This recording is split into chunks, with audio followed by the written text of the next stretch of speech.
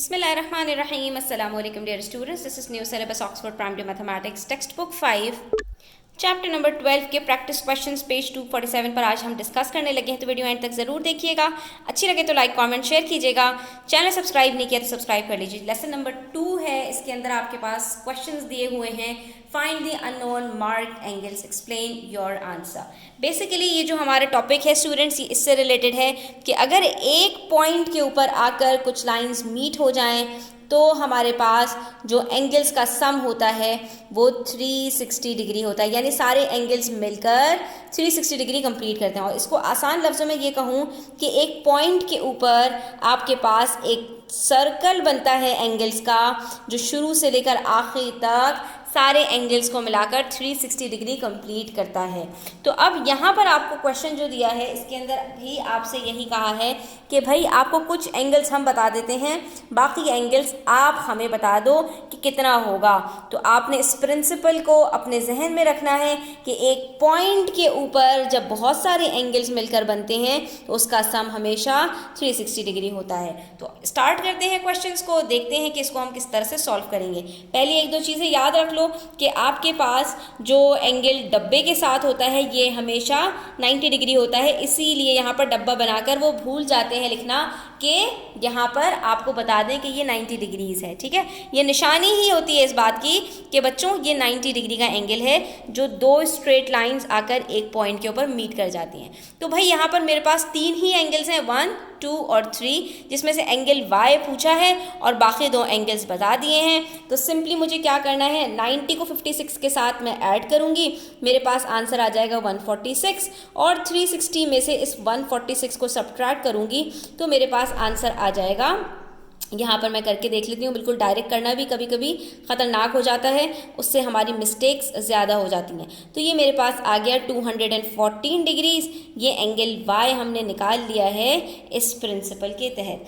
अब यहाँ पर हम इसको मेजर भी कर सकते हैं, लेकिन मेजर करने के लिए प्रॉब्लम ये आएगी कि मैं जब एंगल को यहाँ पर अपने वर्टेक्स और बेस लाइन के ऊपर रखूँगी बच्चों, तो आप ये देख सकते हो कि यहाँ तक मेरे पास जो है वो 180 डिग्री कंप्लीट हो गया। मेरा ये एंगल 180 डिग्री से बढ़ गया है, तो आप यहाँ पर देख सकते हो कि इतना मेरे पास ये ज़्यादा है। तो यहाँ पर मैं एक निशान लगाऊंगी, ठीक है, जिससे मैं एक लाइन इसको स्ट्रेट ड्रॉ कर लूँगी।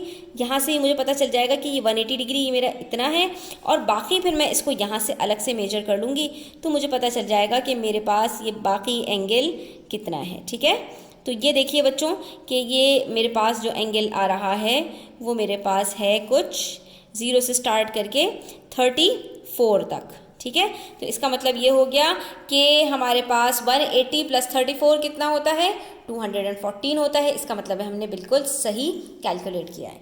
इसी तरह से यहाँ पर मेरे पास हैं तीन एंगल्स, जिसमें से एक 125 है, दूसरा 119 है, और तीसरा मुझे एंगल फाइंड आउट करना है।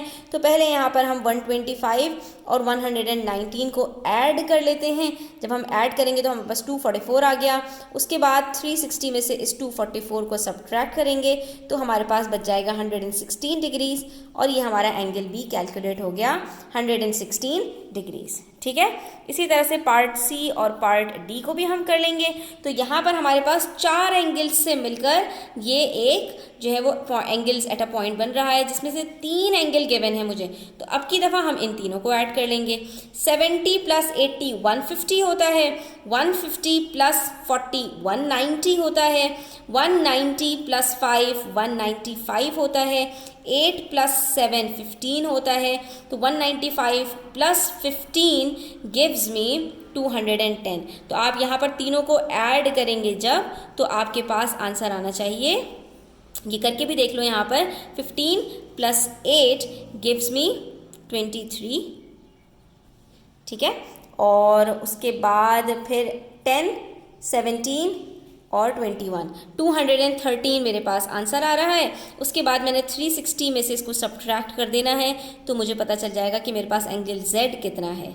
ठीक है, 5 में से 4 गया, बचा 4, और ये 147। इसका मतलब है एंगल सेट मेरे पास 147 डिग्रीज है। ठीक है, अगर ज़रा से भी कन्फ्यूजन हो तो ये आपके पास प्रोटेक्टर हेल्प के लिए मौजूद है। आप इसको यहाँ से मेजर करके देख सकते हो कि भाई मैंने सही कैलकुलेट किया है या नहीं किया। बेस लाइन के ऊपर बेस लाइन को रखो और वर्टेक्स के ऊपर वर्टेक्स को रखो, 0 से स्टार्ट करो और एंगल जेड आप करते चले जाओ तो आपको यहाँ पर आके मिल रहा है 150। इसका मतलब है हमने कुछ गलती कर दी है, और गलती यकीनन हमने एडिशन में की होगी कि हमारे पास ये 150 आना चाहिए था।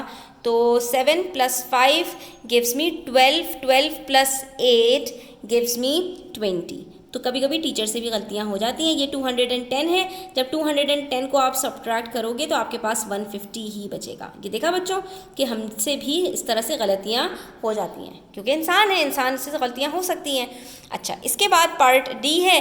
पार्ट डी के अंदर भी हम इन तीनों एंगल्स को ऐड करेंगे। 135 + 110 गिव्स मी 245, 245 + 85 यहाँ पर करके देख लेते हैं कि हमारे पास क्या आंसर आता है। ठीक है, एडिशन को आपने बड़े गौर से करना होता है।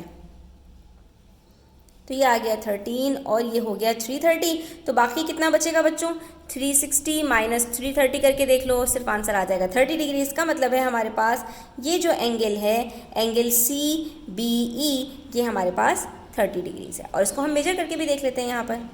ठीक है, अपनी बेस लाइन के ऊपर बेस लाइन को रखो और वर्टेक्स के ऊपर वर्टेक्स को रखो। ये देखो आपके पास 30 डिग्रीज ही आ रहा है। ठीक है, तो यहाँ पर हमारा ये प्रैक्टिस क्वेश्चंस की एक्सरसाइज कंप्लीट होती है। Thanks for watching the video till the end. Take care, अल्लाह हाफिज़।